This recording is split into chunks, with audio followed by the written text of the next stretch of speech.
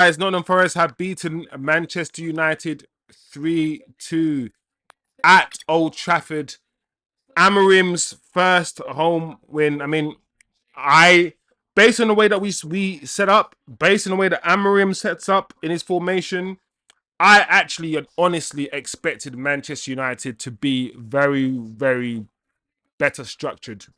I expect us to be better set up, not easily beaten. I expect the team to not easily concede goals, even at this early stage in our development under Amorim.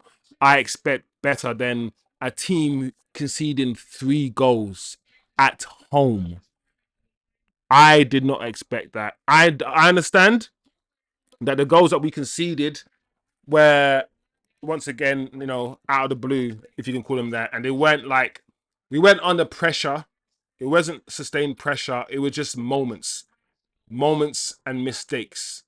From the first goal to the second goal, Bruno mistake, Onana save. First up to the first goal was a header from the corner, and then the last goal, I don't know what Martinez was doing. Either way, errors, individual errors. So it's not really the system that's not working. It's still individuals in that system making those errors. And the manager needs to learn very quickly which players to trust, which players to start with, which players going forward he's going to use, and which players he's not. Because as we know, these are the same front three: hojlund, Garnacho, Rashford. That front three is the same front three that scored 40 or 50 goals. Like last season, Man United scored the least amount of goals, I think, out of the top 8 teams in the league. Our goal difference, what was our goal difference? It was poor. I remember doing a video on this. Our goal difference was bad. The goal scored was bad. The front three that I just described is still the same front three that this manager is playing, but in a different system. You can't improve the players. You can put them in a different system, but the players are the players. So far, this manager has been honest enough to tell us what went wrong after the games, and I expect him to continue being honest. What I don't expect him to do is to treat the league like, I know he wants to rotate, but you can't treat the league as your place to just test things. Let me see how this player works here. No. This is the Premier League. You can't do that here. So I hope now that we see less of people like Garnacho. Because at what point, yeah, if you're the manager, do you say, do you know what, this guy does not allow us to play good football. We cannot play our game with this guy.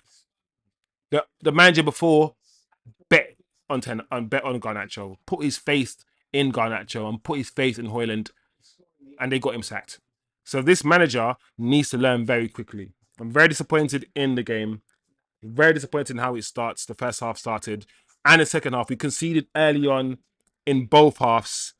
Absolute shite performance by the team. So what can you do? You have to keep going. We got a game on Thursday in the Europa League. For me, I believe the Europa League is probably our best chance of finishing in the Champions League. It is. I like Bruno's goal. Bruno's goal was fine. I don't think Bruno had a terrible game today. I think he was fine. But it was his mistake that led to the second goal, though. And I did say Bruno loses the ball too much. He's not good enough. He's not good enough under pressure. He's not good enough in tight spaces. He is not a number 10. How can we go from Neymar and Ronaldinho and all of these guys as number 10s? Total footballers. Footballers who can go left, go right, dribble, shoot. That's a number 10. Number 10 is the guy. The guy that can do everything. And then we have a number 8 playing number 10. We have somebody who can't play between the lines, who can't dribble, who can't really progress with the ball, who can't play that tight, intricate David Silva sort of number 10, Fabregas. He's not that guy, but we have him playing number 10. Listen, I've always said, once you play Bruno further back, Bruno can either make his passes more simpler and stop losing the ball. He has to change his game or come out the team. And he lost the ball today that made us concede the second goal. Like I said, he didn't have a terrible game, but we saw the best and the worst of Bruno today. We saw him score the goal that we need, and we saw him give away the goal. the worst and the best of him. That's what we saw today. Hojlund, I don't understand Hojlund. I never will. I think I've got to the stage where he will never be the player I want him to be. I don't think he will improve to the level that we need him to improve. Like, there's no striker that I see, in the world football at the age of 20, 21, 22, whatever how old he is, that's this bad, that goes on to improve and becomes a world beater in the next 3 years. It doesn't happen. He's not going to improve that much. Garnacho, the same. Garnacho has time to improve. He's still young, but right now, as I see it, he does not need to start. He does not need to start games anymore for Manchester United. Maybe an impact player, and that's it. Not a good game. Not a good game to watch. We had a lot of possession. So in terms of keeping the ball, that's good. But one thing that maybe Ten Hag realised is that keeping the ball is overrated. Maybe that's why Ten Hag went with the whole kick and run, counter-attacking, transition. Maybe Ten Hag went that way because he believed that he couldn't get the technical players that he needed. And with the players that he has at Man United and has at his disposal, he believed that they were best suited to a more transition kick and run football. And they are. This manager is, rather than this manager saying, you know what, these players are suited to that football, let me implement that. He said, no, I'm going to implement my type of football. And if you're not suited to my type of football, I'm going to get rid of you. That's a different approach. And I hope in the long term, if he's backed and if he gets the players he needs to play his system, it will work. If not, it won't. Plain and simple. Anyway, let me see what Ozzy's saying quickly. Osman, the XG was United 1.46 and 0.69 for Forest. They were. Yeah, okay. Ozzy making a good point. I mean, well, I guess it's making my point for me as well. At the end of the day, there's positive to take from it. Forest scored 3. I mean, you can look at it 2 ways. You can look at it. Forest weren't actually that good. They weren't all over us. They weren't ripping us apart. They weren't carving us open, and neither were Arsenal. So once again, the structure itself is fine because that's what the structure is doing, right? The individuals within a structure are the ones making the mistakes. So that's the problem. So the XG shows it. The XG for us, I mean, I don't really fully believe in XG because I saw a game, the game that we beat Everton 4-0, our XG was 0 or 0.5. And how can our XG put 0.5 when Ahmad had 2 assists, Bruno had an assist, and Zirkzee scored 2 tap-ins? How can you score 2 tap-ins and your XG be 0.5? No, your XG will be at least 2. So, I don't know. This XG stat stuff is a bit mad. But this XG stuff, if it is what it is. Man United have a high XG. And at the end of the day, we saw that with our eyes. I always tell people this when it comes to stats, The stats should only show you what you see with your eyeballs.